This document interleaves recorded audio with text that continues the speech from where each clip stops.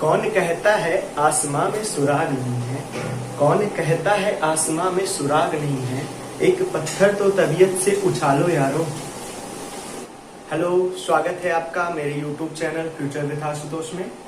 Video start करूं उसके पहले कहना चाहूंगा कि अगर आप मेरे नए चैनल पे नए हैं तो प्लीज सब्सक्राइब करिए और सब्सक्राइब के साथ बेल आइकन दबाइएगा। मैं बात पॉलिटी की करने चल रहा हूँ। पॉलिटी की क्लास हो चुकी है, अगर आपने नहीं देखा तो डिस्क्रिप्शन में मैं लिंक डाल दे रहा हूँ। अभी तक मैंने पॉलिटी में मैंने बात किया था 1919 से तक बात की मैंने 1919 तक बात की। 1919 के अधिनियम बात करने के बाद मैंने उसको ड्रॉप किया था वीडियो और मैंने कहा था कि मैं नेक्स्ट बनाऊंगा। आज का जो मेन टॉपिक है मेरा संविधान सभा की, लेकिन उसके पहले मैं 1935 और 1947 के एक्ट को बताते साथ संविधान सभा के गठन की बात करूंगा। तो स्टार्ट करते हैं बहुत सारी बातों को छोड़ते हुए। वीडियो स्टार्ट करते हैं। चलिए, 1919 का अधिनियम आया। 1919 के अधिनियम के बाद बहुत सारी कहानियां बनी, बहुत सारी चीजें हुई। चोरी चौरा एक्ट हुआ और जलियांवाला बाग कांड हुआ और बहुत सारे चीजें हुई। लेकिन मैं उन सब बातों को बात करना मैं इतिहास में पसंद करूंगा, क्योंकि टॉपिक को बहुत छेड़ना, मतलब उसको बातें किए बिना अगर मैं उसको छोड़ भी देता हूं तो अच्छा नहीं लगता। फिर भी मैं मुख्य बातें करता हूं जहां पे हमारा राज्य व्यवस्था यानी पॉलिटी की बातें आएंगी। मैं बात करता हूं साइमन कमीशन से। साइमन कमीशन 1919 के बाद जो हमारी पॉलिटी की नजर से, राज्य व्यवस्था की नजर से मुख्य बात हुई थी, साइमन कमीशन आया 1927 में। नवंबर 1927 में 7 सदस्यीय एक कमीशन आया। हुआ क्या था, 1919 के अधिनियम में कहा गया था कि 1919 के अधिनियम के संशोधन यानी मॉडिफाइड करने के लिए 10 साल बाद एक नया अधिनियम आएगा। एक नया अधिनियम या एक सरकार की एक आयोग गठन किया जाएगा 10 साल बाद, यानी 1919 के बाद। अगर मैं बात करूं 1919 से होना चाहिए था 1929 में, लेकिन सरकार जो थी, अंग्रेज सरकार यानी क्राउन ने 1929 के बजाय 2 साल पहले एक आयोग का गठन कर दिया जिसका नाम था साइमन कमीशन। साइमन कमीशन आया, ये 7 सदस्यीय कमीशन था। इसका कार्य, इसके जो अध्यक्ष थे सर जॉन साइमन थे। सर नहीं लिखूंगा मैं, सर मिटा दे रहा हूं क्योंकि इनके काम अच्छे नहीं थे। सारे अंग्रेज थे, ऑल आर द इंग्लिश। 7 सदस्यीय आयोग का गठन किया गया जिसमें सभी सदस्य अंग्रेज थे। यही मेन रीजन था साइमन कमीशन की विरोध करने का। जब साइमन कमीशन भारत में आया तो सबने उसको काले झंडे दिखाए। सारे कांग्रेस, मुस्लिम लीग, सबने इसका विरोध किया। इसने जो साइमन कमीशन ने अपनी रिपोर्ट 1930 में प्रस्तुत की, दिसंबर 1930 में प्रस्तुत किया। और इसकी रिपोर्ट को, इस साइमन कमीशन को लागू करने के लिए, भारत में लागू करने के लिए लंदन में 3 गोलमेज सम्मेलन का गठन किया गया। 3 गोलमेज सम्मेलन जिसमें पहले और तीसरे में कांग्रेस ने हिस्सा नहीं लिया था। इतिहास में अच्छे से बातें करेंगे। 1930 से 1931 तक 3 गोलमेज सम्मेलनों का आयोजन किया गया। पहले और तीसरे में कांग्रेस ने हिस्सा नहीं लिया और विपिन चंद्रा सर ने लिखा है कि कांग्रेस के बिना गोलमेज सम्मेलन वैसे ही था जैसे रामायण के बिना, राम के बिना रामायण, साफ साफ लिखा हुआ है। और दूसरे में लिया था, गांधी जी वहां से नाराज होकर वापस आए थे और अपना आंदोलन फिर से शुरू किया था। वो बातें इतिहास की है, यहाँ से छोड़ते हैं। उसके बाद जो साइमन कमीशन के लागू करने के लिए जो गोलमेज सम्मेलन किया गया, गोलमेज सम्मेलन में हुआ ये कि बहुत सारे संवैधानिक सुधारों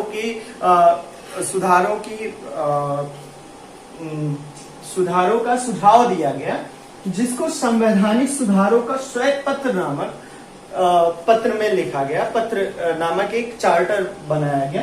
उसकी बातें इतिहास में होंगी। उसके बाद जो मुख्य बात हुई, सांप्रदायिक अवार्ड। मैंने चर्चा किया था शायद 1909 के जब अधिनियम बता रहा था तो उस टाइम मैंने चर्चा किया कि सांप्रदायिक अवार्ड करके रैमजे मैकडोनाल्ड साहब ले आएंगे। ब्रिटिश प्रधानमंत्री रैमजे मैकडोनाल्ड ने 1932 में सांप्रदायिक अवार्ड ले आया, जिसमें क्या था कि सभी धर्म, हिंदू मुस्लिम के अलावा सभी अल्पसंख्यक वर्गों के लिए भी अलग से पृथक निर्वाचन मंडल का पृथक निर्वाचन मंडल को गठित किया गया। उसके बाद क्या हुआ, जब ऐसे हुआ तो क्या हुआ, जातीयता, जो जाति प्रथा थी ये बढ़ने लगी। मतलब अभी तक तो सिर्फ हिंदू मुस्लिम की बात हो रही थी, अब ब्राह्मण, क्षत्रिय और छोटे छोटे जो उपजातियां थी, जैसे हिंदू के अंदर जो विभाजन था, मुस्लिम के अंदर जो विभाजन था, उसको तोड़ने की शुरुआत कर दी। इसलिए इसका नाम ही सांप्रदायिक अवार्ड कर दिया, इसने सांप्रदायिकता को बढ़ावा दिया। इससे नाराज होके यरवदा जेल से ही महात्मा गांधी ने यरवदा जेल से ही अनशन शुरू कर दिया। और अनशन का परिणाम, अनशन बैठे, फिर उसके बाद उधर अंबेडकर साहब अल्पसंख्यक वर्गों को पृथक निर्वाचन की मांग कर रहे थे, और गांधी जी कतई किसी धर्म या जाति प्रथा को बढ़ावा नहीं देना चाहते थे। फिर उसके बाद क्या हुआ, गांधी जी कांग्रेस के भीतर गांधी और अंबेडकर के बीच में एक समझौता हुआ, जिसे पूना समझौता कहा गया। इतनी बातें हुई 1919 से 1935 के बीच में। ये जो मुख्य बातें थी, अंडर द टेबल की बात है ये। अब इसके बाद आता है, मुख्य बात है 1935 का अधिनियम। चलिए बात करते हैं 1935 के अधिनियम की। भारत शासन अधिनियम 1935, मैं यहाँ पे लिखता हूं, भारत शासन अधिनियम 1935। अधिनियम 1935, भारत शासन अधिनियम 1935 जो था, मतलब इसकी मुख्य बात, मैं जैसे कि बताया कि मैं सिर्फ और सिर्फ हाईलाइटिंग पॉइंट बातें कर रहा हूं यहाँ पे। इसकी मुख्य बात यह थी कि इसने पूर्ण उत्तरदायित्व सरकार की स्थापना की। इसने पूर्ण उत्तरदायित्व सरकार की स्थापना की। क्या स्थापना की? पूर्ण उत्तरदायित्व। और इसने इस शासन अधिनियम में जो धाराएं थी, 8 अनुसूचियां, 10 अनुसूची, इसमें 10 अनुसूची और 321 धाराएं, 321 धाराएं थी। धाराएं क्या होता है? धाराएं वही आर्टिकल, जिसको आर्टिकल बोलते हो आप या अनुच्छेद बोलते हो, वही बात है। इसमें 321 धाराएं और 10 अनुसूचियां थी। भारतीय संविधान में वर्तमान में 12 अनुसूचियां हैं। अब अनुसूचियां क्या है, मैं उसकी बातें करूंगा थोड़ी देर बाद। अभी जब संविधान सभा के गठन की बात करता हूं तो स्टार्ट करते हैं इसको बात। अब इसकी विशेषताएं क्या थी? इसने भारत में एक अखिल भारतीय संघ की स्थापना की। मैं यहाँ पे पॉइंट बाय पॉइंट लिखता चलता हूं। एक अखिल भारतीय संघ की स्थापना की। विशेषताएं बात करें, अखिल भारतीय संघ की स्थापना की। अब एक ऑल ओवर इंडिया में एक इंडिया का एक संघ बनाया इसने राज्य, केंद्र और मतलब राज्य केंद्र के कार्यों को डिवाइड किया। कैसे? इसमें 3 अनुसूचियां दी गई हैं, जिसे केंद्र सूची, कार्यों को 3 भागों में बांटा गया। केंद्र सूची, राज्य सूची और समवर्ती सूची। तीन भागों में बांटा गया। केंद्र सूची, राज्य सूची, समवर्ती सूची। केंद्र सूची का विषय जो होता था, कितने विषय थे उसमें? 59 विषय थे। मैं यहाँ पे छोटा सा लिख देता हूँ, 59 विषय थे उस टाइम। और राज्य सूची में 54 विषय थे, 54 विषय, और समवर्ती सूची में 36 विषय थे। कभी कभी पूछ लेते एसएससी बैंक या छोटी मोटी एग्जाम्स में ये क्वेश्चन आ जाता है, इसलिए मैं सारी बातें लिखने की कोशिश कर रहा हूँ। केंद्र सूची में 59, केंद्र सूची, राज्य सूची और समवर्ती सूची होता क्या है? सेंटर लिस्ट, स्टेट लिस्ट और कॉन्क्रीट लिस्ट होता क्या है? केंद्र सूची के विषय पर सिर्फ और सिर्फ केंद्र सरकार कानून बना सकती है। राज्य सूची के विषय पे राज्य सरकार कानून बना सकती है, और समवर्ती सूची पे केंद्र और राज्य दोनों कानून बना सकती हैं। वर्तमान में समवर्ती सूची का एक उदाहरण मैं ले रहा हूँ, शिक्षा। जैसे शिक्षा है, ये केंद्र समवर्ती सूची में, इस पे केंद्र भी अपना कानून बना सकता है, राज्य भी कानून बना सकता है। लेकिन अगर केंद्र और राज्य के कानून में किसी प्रकार का विलगाव दिखता है, तो केंद्र द्वारा बनाए गए कानून को वरीयता दी जाएगी। ये रहा केंद्र राज्य सूची का विषय बनाया गया। इसके अलावा अवशिष्ट शक्ति वायसराय को दे दी गई। अवशिष्ट शक्ति अब ये अवशिष्ट शक्ति क्या होता है, आप हिंदी मीडियम हिंदी के हैं इसलिए बहुत बताने की जरूरत नहीं। अवशिष्ट शक्ति गवर्नर को दे दिया गया, गवर्नर को। और इसने प्रांतों में द्वैध शासन को समाप्त कर दिया, द्वैध शासन को इसने समाप्त कर दिया और प्रांतीय स्वायत्तता की शुरुआत की, जिसकी शुरुआत 1937 में हुई। 1937 में प्रांतीय स्वायत्तता की शुरुआत हुई, लेकिन 1939 तक ये खत्म हो गया, अपने आप खत्म हो गया। 11 में से 6 राज्यों में द्विसदनात्मक व्यवस्था की शुरुआत की। सांप्रदायिक प्रतिनिधित्व को बढ़ावा दिया, साथ ही साथ मताधिकार को बढ़ाया। अभी तक 6% जो था वो 10% के करीब कर दिया गया। सीमित मताधिकार को बढ़ा दिया गया। आरबीआई की स्थापना की, आरबीआई की स्थापना इसी अधिनियम से होता है, स्थापना किया। साथ ही साथ आरबीआई की स्थापना किया और संघीय न्यायालय की स्थापना की। संघीय न्यायालय की स्थापना की। हिंदी के कुछ वर्ड्स बड़े कठिन होते हैं, इसलिए समझने के लिए थोड़ा सा दिमाग की जरूरत होती है। इंग्लिश मीडियम की तरह नहीं है कि वर्ड्स जो हों बड़े इजी हों। सो अब नेक्स्ट बात कर रहा हूं भारत शासन अधिनियम, भारत स्वतंत्रता अधिनियम 1947 की। अब मैं बात करने चल रहा हूं भारत स्वतंत्रता अधिनियम 1947। देखिएगा उसमें क्या है। भारत स्वतंत्रता अधिनियम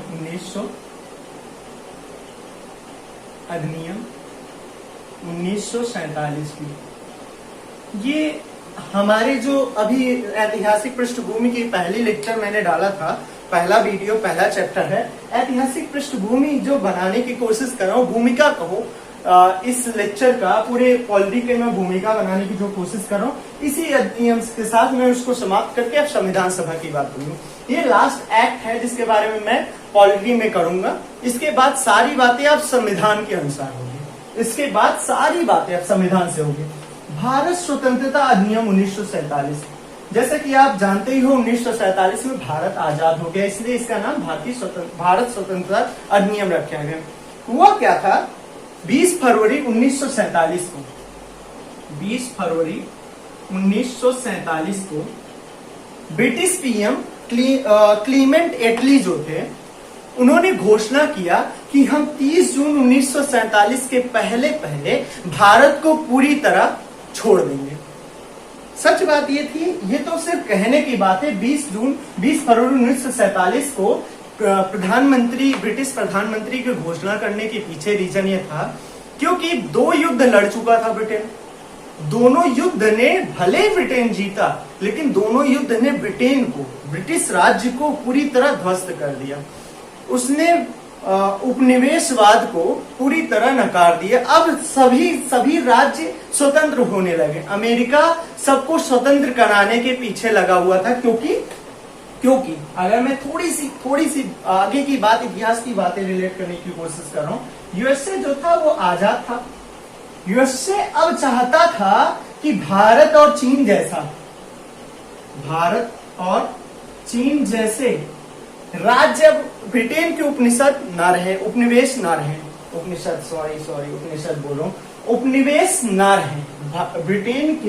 ब्रिटेन के उपनिवेश ना रहे, क्योंकि यूएसए को अपने बाजार के लिए एक बड़ा सा बाजार चाहिए था, अपने सामानों के लिए एक बड़ा सा बाजार चाहिए था। और भारत चीन जैसा बाजार कहीं दुनिया में पूरे नहीं मिलने वाला, क्योंकि अभी भी देख लीजिए भारत और चीन जो है ये बड़े पॉपुलेशन और बड़े भू क्षेत्र वाले राज्य हैं और यहाँ पे जनसंख्या बहुत ज्यादा है।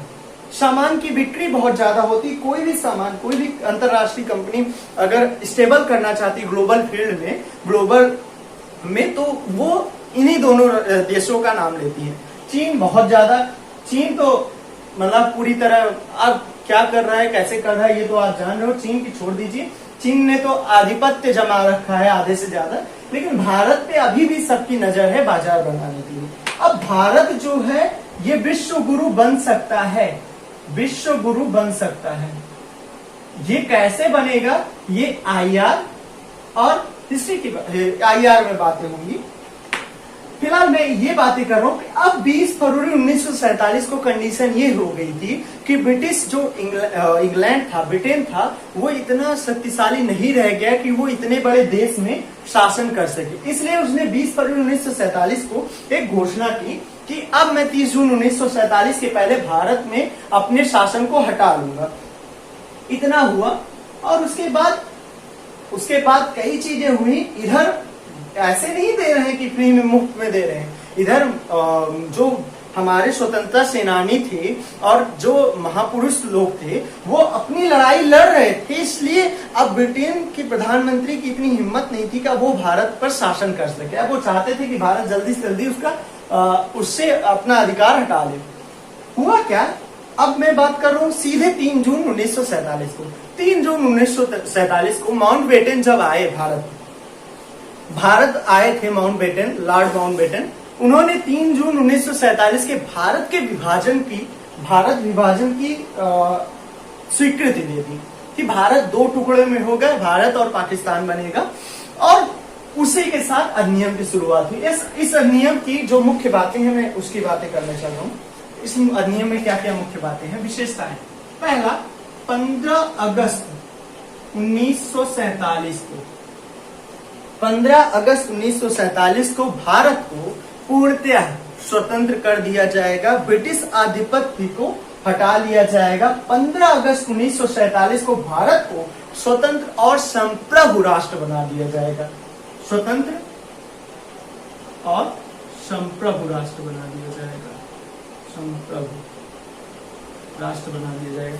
स्वतंत्र तो समझ में आता है, फ्रीडम। संप्रभु क्या होता है? संप्रभु ये होता है कि जैसे संप्रभु का मतलब है कि अब भारत जो है अपने सभी प्रकार के कानून बनाने के लिए स्वतंत्र है। अब उस पे किसी का भी कोई दावा नहीं, किसी भी देश का कोई दावा नहीं। स्वतंत्र और संप्रभु राष्ट्र घोषित कर दिया गया और भारत का विभाजन कर दिया गया। भारत को 2 टुकड़ों में बांट दिया गया। भारत और पाकिस्तान। ये बड़ी दुखद बात है कि भारत को 2 टुकड़ों में बांट दिया गया। भारत और पाकिस्तान। अब यहाँ पे मुझे थोड़ी सी प्रॉब्लम हुई थी, जैसे कि आप जानते होंगे कि मैं किसी की मदद मिली है, मुझे पाकिस्तान के नाम से थोड़ा सा प्रॉब्लम हो रही थी। पाकिस्तान है क्या? अगर मैं बात करूं पाकिस्तान, तब का पाकिस्तान 1947 में पाकिस्तान को दो मतलब पाकिस्तान समझने के लिए आधुनिक पाकिस्तान जो है ये प्लस आधुनिक बांग्लादेश मिला के पाकिस्तान दिया गया था।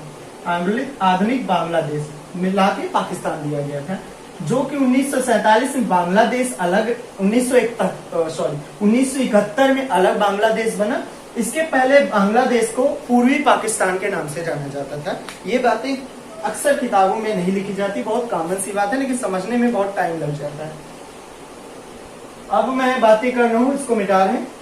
इसके अलावा वायसराय पद को खत्म कर दिया गया, भारत सचिव पद को खत्म कर दिया गया। वायसराय पद की बजाय अब भारत का गवर्नर जनरल बना दिया गया। वायसराय को खत्म करके उसकी जगह पे गवर्नर जनरल को फिर से जीवित कर दिया गया। और भारत स्वतंत्र भारत के प्रथम गवर्नर जनरल कौन थे? फर्स्ट गवर्नर जनरल, आप कमेंट प्लीज। पिछले वीडियो में आपने कमेंट नहीं किया, मुझे बड़ा अजीब लग रहा है। केवल एक लड़की ने कमेंट किया है और उसने सही आंसर दिया है। मैंने 3 या 4 चीजों को कमेंट करने के लिए बोला था कि लॉर्ड कैनिंग का टाइमिंग क्या है, लॉर्ड वॉरेन हेस्टिंग का टाइमिंग क्या है, इन सब का कमेंट करने के लिए बोला था। प्लीज जाइए कमेंट करिए, और अगर आप वीडियो में अब भी नए हैं तो प्लीज सब्सक्राइब करिए। यहाँ पे बहुत ही अच्छा वीडियो मिलने वाला है आपको। यहाँ पे बहुत ज्यादा इधर उधर की बातें ना करके सिर्फ पॉइंट टू पॉइंट बातें करेंगे, जो आपकी तैयारी और आपकी परीक्षा के लिए बहुत अच्छा होगा। आप चाहे यूपीएससी या स्टेट पीसीएस की तैयारी कर रहे हो तो ये चैनल तो फिलहाल इसके लिए तो मस्त बना ही है। इसके साथ साथ एसएससी, बैंक, रेलवे एक्सेट्रा के लिए भी ये चैनल उपयोगी है। तो वायसराय पद को समाप्त कर दिया गया, भारत सचिव पद को समाप्त कर दिया गया। साथ ही साथ आदिवासी क्षेत्र जैसे पूर्वोत्तर भारत, झारखंड, छत्तीसगढ़ की बातें करें तो आदिवासी क्षेत्र से एक समझौता किया गया, किससे अब किसी प्रकार का ब्रिटिश अधिकार नहीं रह गया। भारत चाहे जैसे इसको ट्रीट करे, और भारत के सम्राट पद को समाप्त कर दिया गया। बस अब इतनी बातें हो गई। अभी तक ऐतिहासिक जो पृष्ठभूमि बनाने की कोशिश कर रहे थे, पॉलिटी का जो बेसिक बनाने की स्टार्टिंग कर रहे थे, वो हो गया। अब मैं बातें करने चल रहा हूं अपने मेन टॉपिक की, भारतीय संविधान सभा का गठन। तो नेक्स्ट टॉपिक है संविधान सभा का गठन।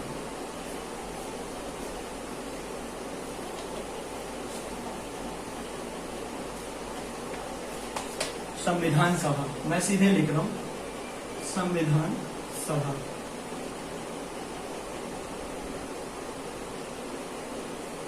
क्या है भाई संविधान सभा? कॉन्स्टिट्यूशन असेंबली, संविधान सभा। अब बात करते हैं, संविधान की शुरुआत ऐसे हुई नहीं कि अचानक ऐसे खुश हो गए और कैबिनेट मिशन आया और उसने संविधान सभा की गठन कर दिया। बात यहीं से नहीं हुआ था। शुरुआत कैसे हुई? शुरुआत तो बहुत पहले से ही, जब से भारतीय थोड़े बहुत पढ़ने लगे और वो कानून समझने लगे। अब कब से समझे थे ये मुझे भी आइडिया नहीं है। जब से समझने लगे तभी से उठने लगा कि हमें हमारे हाल पे छोड़ दो, हम अपने तरीके से ट्रीट करेंगे। 1857 की क्रांति हुई। 1857 की क्रांति ने ब्रिटिश राज्य को उखाड़ फेंकने की कोशिश तो की थी, लेकिन उसने किसी प्रकार के नए भारत की कल्पना नहीं की थी, क्योंकि वो लोग किसान थे, अनपढ़ थे, वो पढ़े लिखे नहीं थे। और पढ़े लिखे वर्ग, जो शिक्षित वर्ग थे, 1857 की क्रांति से उन्होंने हाथ खींच रखा था, हाथ नहीं लगा 1857 की क्रांति। बात मैं करने चल रहा संविधान सभा की। जैसे कि मुझे याद है 1934 में एमएन राय नाम के एक आदमी थे, प्रोफेसर एमएन राय जो थे, वो पहली बार संविधान सभा की मांग की। 1934 में एमएन राय ने संविधान सभा की मांग की। एमएन राय ने सर्वप्रथम मांग की 1934 में। 1934 के बाद 1935 में इंडियन नेशनल कांग्रेस, भारतीय राष्ट्रीय कांग्रेस को मैं आईएनसी लिख रहा हूं, आईएनसी ने पहली बार आधिकारिक रूप से संविधान सभा की मांग की। आधिकारिक रूप, ऑफिशियल नोटिस निकाला कि मुझे संविधान सभा चाहिए। और 1938 में नेहरू ने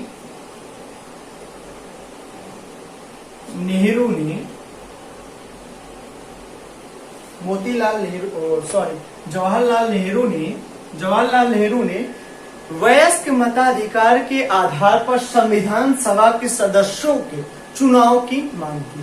छोटा छोटा पॉइंट बाय पॉइंट मैं पढ़ाने की कोशिश कर रहा हूं। जवाहरलाल नेहरू ने वयस्क मताधिकार के आधार पर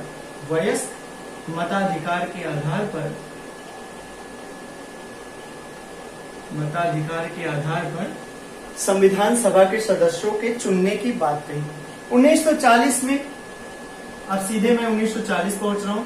अगस्त प्रस्ताव आया, जिसने अगस्त प्रस्ताव आया। 1942 में क्रिप्स मिशन आया। क्रिप्स मिशन ने संविधान सभा की मांग को स्वीकार कर लिया। इसके बारे में मैं बहुत अच्छे से हिस्ट्री में बात करूंगा, लेकिन थोड़ी सी यहाँ पे बातें आ रही तो कर लेते हैं। 1942 में क्रिप्स मिशन ने संविधान सभा की मांग को स्वीकार कर लिया, बशर्ते यह जो संविधान सभा का गठन था, इसके बारे में ब्रिटिश लोग युद्ध समाप्त होने के बाद चर्चा करेंगे। युद्ध यानी सेकेंड वर्ल्ड वॉर का टाइमिंग चल रहा था। सेकेंड वर्ल्ड वॉर की टाइमिंग क्या थी? सेकेंड वर्ल्ड वॉर 1939 से 45 में, और ये 42 में। इसने भारत को दिलासा दिया कि हम आपके संविधान सभा की गठन की बात को स्वीकार करते हैं, लेकिन ये जो संविधान सभा बनेगी, ये सेकेंड वर्ल्ड वॉर के बाद बनेगी। इस वजह से कांग्रेस ने इसको अस्वीकार कर दिया, इसका विरोध किया। और साथ ही साथ इसने पाकिस्तान की मांग को स्वीकार नहीं किया, इसलिए मुस्लिम लीग ने इसको बहिष्कृत कर दिया, इसको स्वीकार नहीं किया। 1942 के बाद अब आया 1946 में। 1946 में कैबिनेट मिशन आया, कैबिनेट मिशन। कैबिनेट मिशन ने संविधान सभा के गठन की मांग को स्वीकार कर लिया और कैबिनेट मिशन के हिसाब से संविधान सभा का चुनाव हुआ। संविधान सभा के चुनाव के बाद 9 दिसंबर 1946 को संविधान सभा की प्रथम बैठक हुई, संविधान सभा की पहली बैठक हुई। चलिए, इतनी बातें हो गई।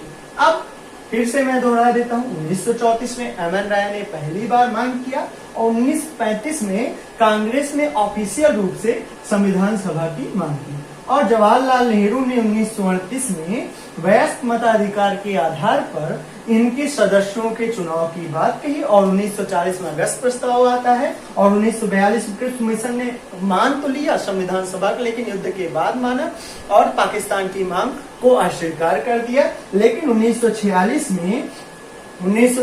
में पाकिस्तान की मांग को अस्वीकार तो कर दिया, लेकिन संविधान सभा की गठन की बात कर दी। 1946 में जब संविधान सभा के गठन की बात कर दी गई तो 9 दिसंबर 1946 में संविधान सभा की पहली बैठक बुलाई गई।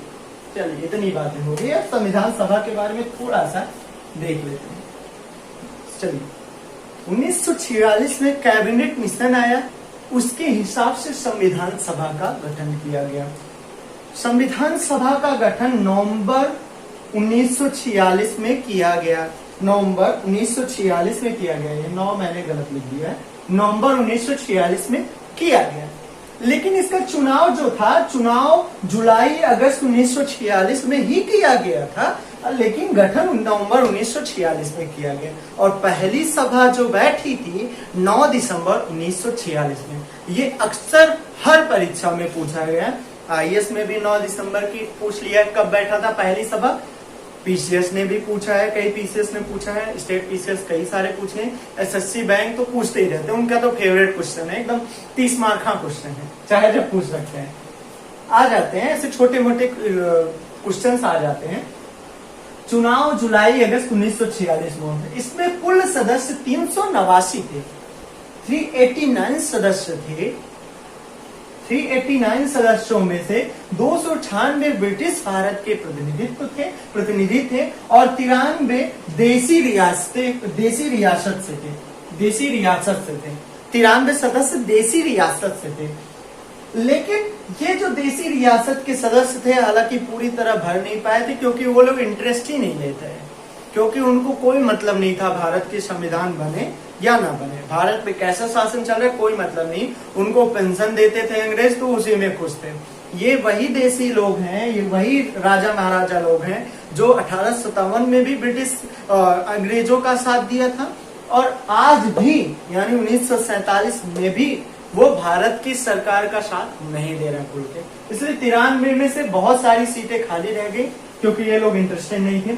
296 सीटों में से 208 जो था इंडियन नेशनल कांग्रेस यानी भारतीय राष्ट्रीय कांग्रेस के खाते में था और 79 सीटें मुस्लिम के खाते में था, जिसको मुस्लिम लीग और समस्त मुस्लिम समुदाय करता था और 15 अन्य सदस्यों में था। लेकिन 9 दिसंबर 1946 में जब पहली बैठक हुई, जब संविधान की पहली बैठक हुई, तो जो मुस्लिम लीग था उसने संविधान सभा का पूरी तरह बहिष्कार किया, विरोध किया, उसने संविधान सभा में भाग नहीं लिया। इसलिए 296 में से मुस्लिम लीग के 79 सदस्य नहीं होने चाहिए थे, अतः इस 296 में से केवल 211 सदस्य ही हो पाए। 211 सदस्य ही कुल मिला के उपस्थित हुए और 93 में से भी कम सदस्य उपस्थित हुए थे। अब इनका जो चुनाव हुआ था एकल संक्रमणीय मत प्रणाली के अनुसार हुआ था और समानुपाती अनुसार से हुआ था इनका, और प्रति 10 लाख पे एक सदस्य का चुनाव हुआ था। प्रति 10 लाख पे एक सदस्य एक सदस्य प्रतिनिधि रखता था, जो कि जनसंख्या के आधार पर होता है। आज भी जनसंख्या के आधार पर ही चुनाव होते हैं। संविधान सभा का हो गया। हाँ, और संविधान सभा में महात्मा गांधी को छोड़ के उस टाइम के जितने भी दिग्गज नेता हुआ करते थे सब सदस्य थे। महात्मा गांधी संविधान सभा के सदस्य नहीं थे। इसलिए एक क्वेश्चन आया था, इस परीक्षा में आया था, मुझे नहीं याद है, मैं मॉडल पेपर सॉल्व कर रहा था, उसमें पूछा गया था महात्मा गांधी संविधान सभा के सदस्य थे, तो उसमें आंसर था नहीं, हाँ ऐसा एक क्वेश्चन था कुछ, तो उसमें नहीं, संविधान सभा के सदस्य नहीं थे। इसलिए संविधान बनने के बाद महात्मा गांधी का संविधान में सिग्नेचर भी नहीं है। और होता भी कैसे, जब संविधान बना था 1949 में कंप्लीट हुआ 26 नवंबर 1949 में, तो महात्मा गांधी की डेथ हो चुकी थी, उनको मार दिया गया था 1948 में।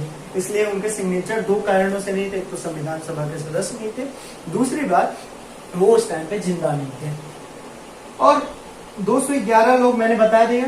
फ्रांसीसी परंपरा के अनुसार डॉक्टर सच्चिदानंद सिन्हा को पहली बैठक में सच्चिदानंद सिन्हा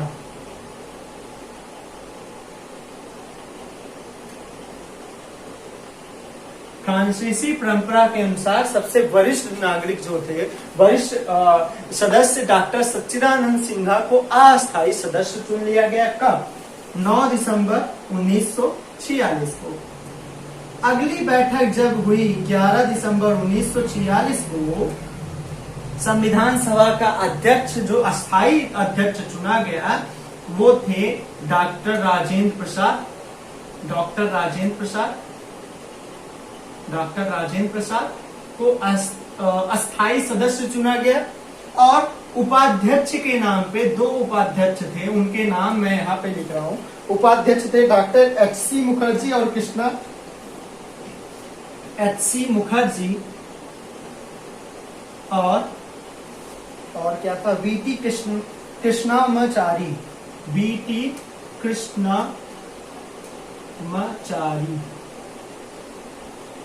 दो उपाध्यक्ष थे संविधान सभा में।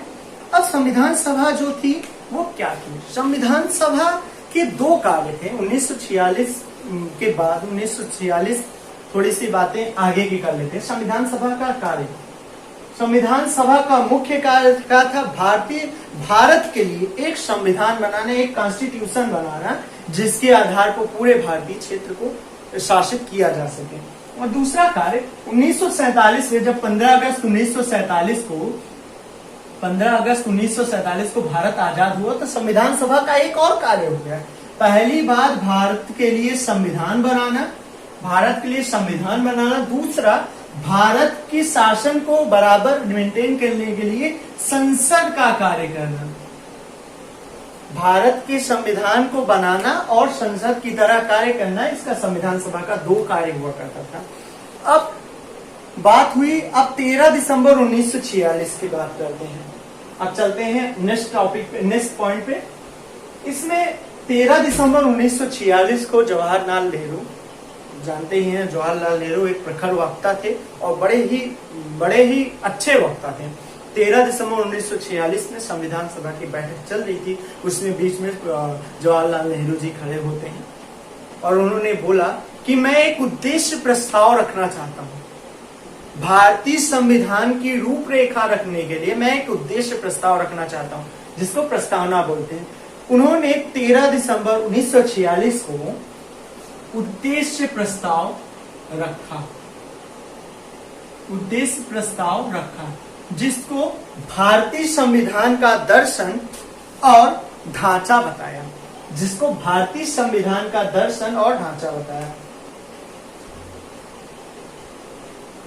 ये क्वेश्चन जो भारतीय संविधान का दर्शन और ढांचा की बात कर रहा हूं, ये अक्सर पीसीएस में आ जाते हैं, कभी कभी आ जाते थे, पुराने समय में आते थे, अब तो शायद कम हो गया है। ये छोटी मोटी परीक्षाओं में जरूर आते हैं। ये ढांचा और दर्शन को प्रदर्शित करता है। भारतीय संविधान के ढांचा और दर्शन को प्रदर्शित करता है। इसमें क्या लिखा गया? भारत एक स्वतंत्र संप्रभु राष्ट्र होगा। शक्ति का स्रोत है भारत की जनता होगी।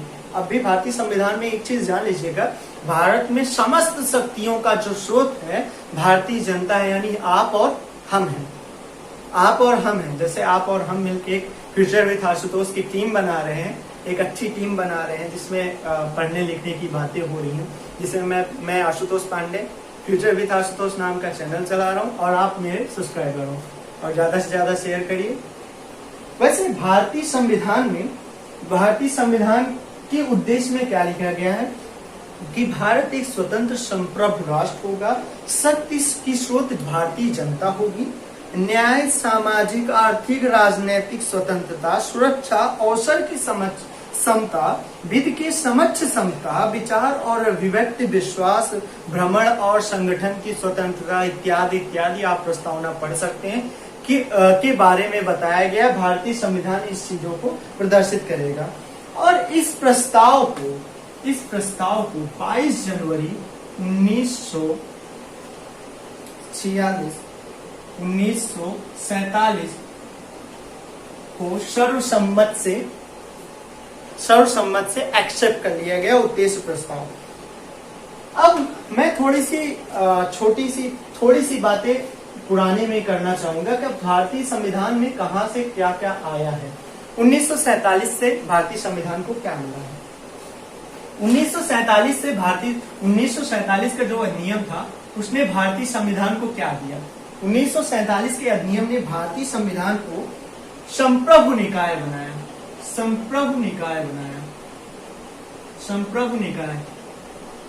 निकाय मीन्स बॉडी। अब ये बॉडी क्या होता है मैं चर्चा करूंगा थोड़ी देर में।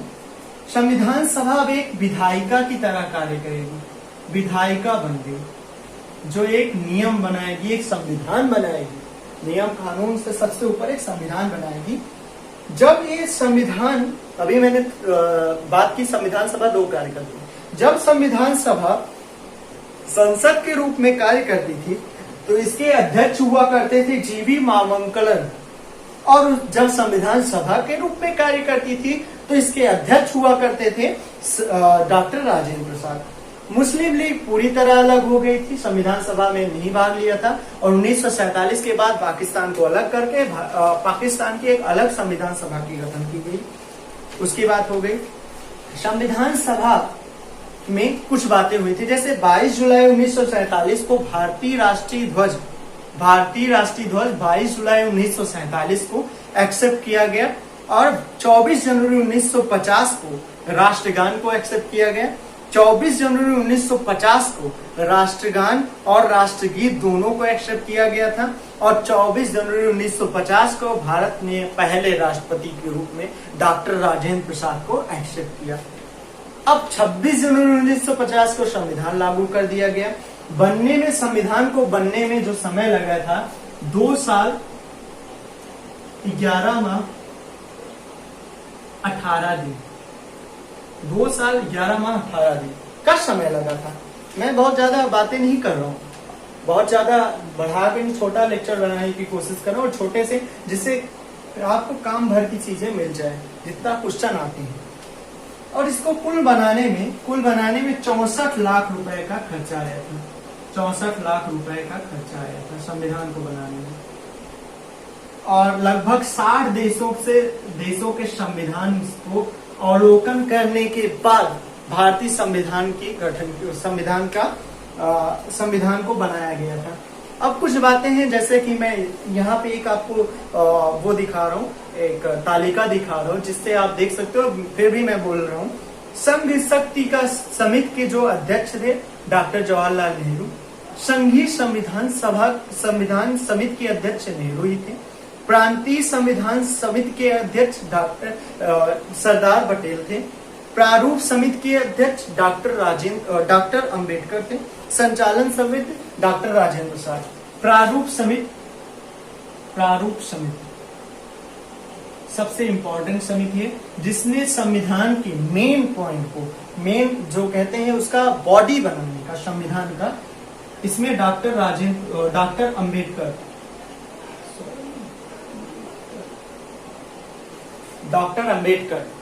इसके अध्यक्ष थे। अब मैं बातें करने चल रहा हूँ प्रारूप समिति की। प्रारूप समिति का जो गठन किया गया 29 अगस्त 1947 को गठन किया गया, जिसके अध्यक्ष भारतीय संविधान के पिता विधि मंत्री, भारतीय संविधान के लागू होने के बाद विधि मंत्री जो नियुक्त किए गए, डॉक्टर भीमराव अंबेडकर को रखा गया। ये 7 सदस्यीय सदस्य थी, जिसने मुख्य रूप से जो मेन ढांचा था, मेन बातें संविधान की प्रारूप समिति ने ही पेश किया। इसमें 7 सदस्य थे। 7 सदस्यों का नाम भी आप देख सकते हो, इंटरनेट कर लीजिएगा। संविधान जो था 26 नवंबर 1949 को बनके कंप्लीट हो गया। 26 नवंबर 1949 को पूरी तरह संविधान बन के तैयार हो गया। ये बात संविधान सभा की प्रस्तावना में लिखा गया है कि 26 नवंबर 1949 को एतत् संविधान को अंगीकृत करते हैं, डेट दिया गया है। जब ये बना तो उसमें 395 अनुच्छेद थे और 8 अनुसूचियां थी। अनुच्छेद तो अब भी 395 है, लेकिन ए बी करके अब बहुत सारा 450 से अधिक संविधान के अनुच्छेद हो चुके हैं। लेकिन 8 अनुसूची के बजाय अब वर्तमान में 12 अनुसूचियां हैं और 25 भाग हो गए हैं। तो आज बस इतना ही रखते हैं। अब नेक्स्ट बात संविधान की कुछ प्रमुख विशेषताएं, नेक्स्ट लेक्चर आने वाला है, जल्दी आएगा। प्लीज वीडियो को शेयर करिए, सब्सक्राइब करिए, लाइक करिए। मुझे उम्मीद है कि ये वीडियो आपको अच्छा नहीं, बहुत बहुत बहुत ही अच्छा लगा होगा। अच्छा लगा है तो प्लीज लाइक करिए, सब्सक्राइब करिए और शेयर करिए। सब्सक्राइब के साथ साथ बेल आइकन जरूर दबाइएगा, जिससे आपके पास मेरे वीडियो के नोटिफिकेशन सबसे पहले आ सके। नमस्कार।